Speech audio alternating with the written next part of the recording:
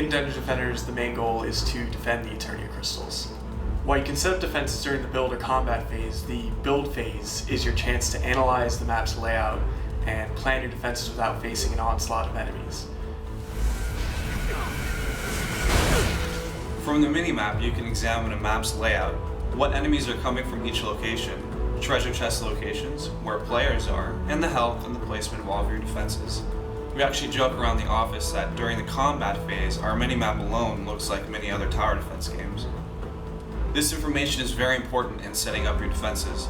For example, if a lot of kobolds, our quick, small, explosive enemy type, are coming from one direction, you'll know you'll need to keep a lot of high HP defenses to protect that choke point.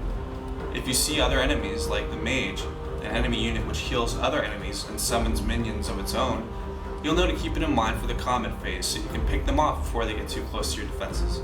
Dungeon Defenders is focused on players' choice and allows players to shape and control each mission. You can place defenses wherever you want and even choose their orientation.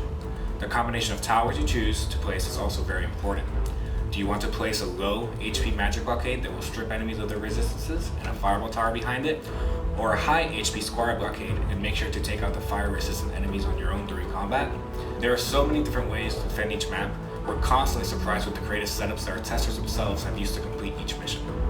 The final major aspect of the build phase is the Forge. We often find groups of players congregating around it at the beginning of each build phase.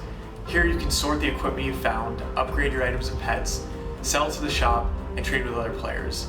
You can even swap between heroes and create new heroes on the fly. When players are ready to enter the combat phase, they can go up to the Eternia Crystal and activate it to start a countdown timer.